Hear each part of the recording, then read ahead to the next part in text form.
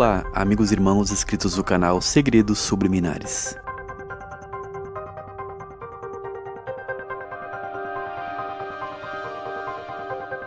Nesses vídeos vamos conhecer as lendas, tradições e crenças ligadas ao folclore. A palavra folclore vem do inglês folk, povo, pessoas, e lore, conhecimento, cultura. Então o folclore são os conhecimentos de um povo, ou da cultura popular, e que tem ligação direta ao senso comum. O senso comum está ligado, portanto, a teorias e crendices de um povo, como lendas urbanas e mitos que são passados de geração em geração através da tradição oral, no entanto, sem embasamento científico. Não quer dizer que muitos fenômenos do folclore não existam, mas sim que eles são vestidos de significados mitológicos a fim de explicar o inexplicável, ou mesmo a superstição de um povo. Quando o homem não consegue explicar certos fenômenos e coisas que acontecem no mundo, eles criam mitos, metáforas ou histórias fantasiosas para explicar estes acontecimentos. Nós vemos este fenômeno em muitas culturas da antiguidade, como na Suméria, Babilônia e na cultura greco-romana. Portanto, até o final desta série, vamos explorar vários temas e crendices populares. Quem conhece a literatura de Monteiro Lobato, por exemplo, ou a produção Sítio do Pica-Pau Amarelo, entrou em contato com muitas crendices do folclore brasileiro, que foram introduzidos nos seus escritos. O folclore é comemorado internacionalmente, mas o Congresso Nacional oficializou em 1965 o dia 22 de agosto, aqui no Brasil, como a data para a comemoração do folclore.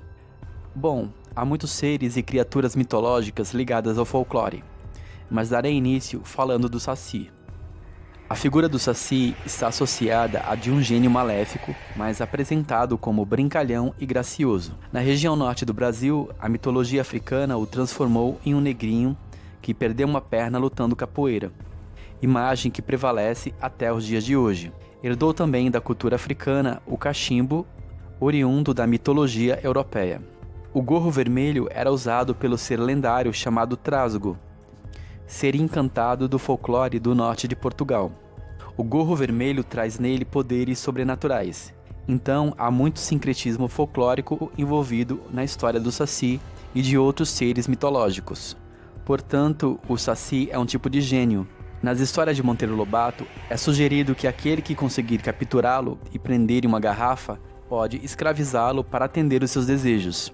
Vemos nisso claramente uma alusão ao gênio da lâmpada. Portanto, essas lendas nos dão pistas para práticas religiosas de alguns segmentos que dizem que o adepto pode dominar certos demônios para que eles venham trabalhar a seu favor. Essas referências estão presentes nas práticas de bruxaria salomônicas. E nós vemos algumas referências disso com algumas práticas do hermetismo. Certamente que o Saci é um demônio. Nas histórias criadas para ele, geralmente é chamado de coisa ruim e de outros adjetivos ligados à sua figura mágica e demoníaca. Mas dentro de outras culturas, este ser adquire diversos aspectos diferentes. Há uma lenda no Tocantins que, há muito tempo atrás, um rapaz tinha muita vontade de ser rico e acabou fazendo um certo ritual para formalizar o seu pacto com o diabo. Essa lenda foi explorada em uma novela da Globo, onde um personagem tinha um demônio dentro de uma garrafa, chamado de Caramulhão. O Caramulhão é um dos demônios do folclore brasileiro. Uma pessoa faz pacto com o capeta oferecendo-lhe a sua alma, em troca de muita riqueza. Então ela procura o ovo de uma galinha especial, daí a pessoa leva o ovo para casa e após 40 dias nasce um diabinho. Pode ser chamado de Caramulhão ou Cramulhão. Portanto, o Cramulhão é um diabinho da garrafa. É ele que vai enriquecer o seu dono. E no final da vida do mesmo, o Cramulhão leva a sua alma para o inferno. Em uma outra lenda diz que havia em uma cidade um coronel muito poderoso, que tinha grandes fazendas e muito dinheiro. Diz que ele criava um cramulhão dentro de um recipiente guardado a 7 chaves, e todo o seu patrimônio adquirido teria sido por conta desse pacto. Sabendo dessa história, um certo indivíduo buscou informações de pessoas próximas de como ele poderia também fazer este ritual para conseguir riquezas. Disseram-lhe então que ele deveria chocar um ovo de galinha preta durante 15 dias embaixo da sua axila e fazer um ritual diário com invocações. onde muitos afirmam que este ritual teria surgido do livro chamado de São Cipriano. Portanto, todas essas lendas do folclore brasileiro já estão ligadas a outras, tais como do Gênio da Lâmpada, do Caramulhão e Saci. Outro personagem mítico muito conhecido do folclore brasileiro é o lobisomem. A lenda do lobisomem tem provavelmente origem na Europa do século XVI, embora traços dessas lendas apareçam em alguns mitos da Grécia Antiga. E assim, do continente europeu espalhou-se por várias regiões do mundo, chegando ao Brasil através dos portugueses que colonizaram o nosso país. Este personagem possui um corpo misturado com traço de ser humano e de lobo. De acordo com a lenda, um homem foi mordido por um lobo em noite de lua cheia. A partir deste momento, ele passou a se transformar em lobisomem. E quando ele morde outra pessoa, a vítima também passa pelo mesmo feitiço. No Brasil, principalmente no sertão, a lenda ganhou várias versões. Em alguns locais dizem que o sétimo filho homem de uma sucessão de filhos do mesmo sexo pode transformar-se em lobisomem. Em outras regiões dizem que, se a mãe tiver 6 filhas mulheres e o sétimo for homem, este se transformará em lobisomem. Existem também versões que falam que, se um filho não for batizado, poderá se transformar em lobisomem na fase adulta. Conta a lenda que a transformação ocorre em noite de lua cheia em uma encruzilhada. O monstro passa a atacar animais e pessoas para se alimentar de sangue, e volta à forma humana com o raiar do sol. A lenda diz também que o lobisomem só morre se for atingido por uma bala ou objeto feito de prata. São seres da noite que vagam sem perdão, sugando o sangue dos homens. Percebemos o vínculo dessas crenças com pragas atribuídas aos pecadores, crenças que podem ter sido disseminadas pelos jesuítas e por outros religiosos, e que adquiriram aspectos de lenda urbana.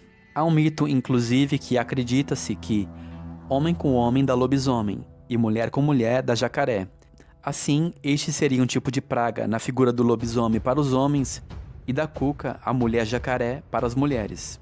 Já uma praga para os padres que fornicavam, viravam mula sem cabeça. Os mitos estão todos entrelaçados com a religião e com o sobrenatural, já que as teses religiosas são amplas. Os mitos são narrativas utilizadas pelos povos gregos para explicar os fatos da realidade ou fenômenos da natureza, e que não eram compreendidos por eles. Acontecimentos que a ciência não explicava na época, como por exemplo, os raios que cortam o céu, nomeando ele como Thor, o deus do trovão.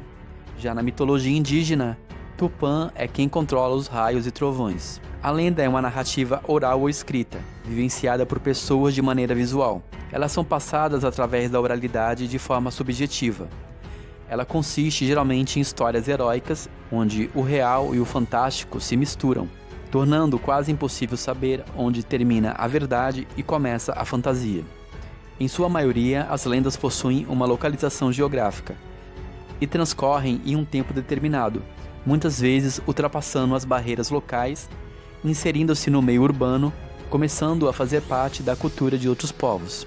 As lendas buscam explicar os fenômenos sobrenaturais ocorridos nas localidades, onde os rios e as florestas fazem parte da vida dos moradores. Muitas delas se fundem com características de homens e animais. No próximo vídeo vou falar da sereia Ara e da sua relação com a deusa das águas e da terra, tanto Afrodite e a deusa Vênus. Falarei das sereias e dos seres encantados. Este mito está entrelaçado com a crença em Iemanjá e com outras entidades cultuadas na Umbanda e Candomblé. Um grande shalom a todos, um forte abraço e até mais.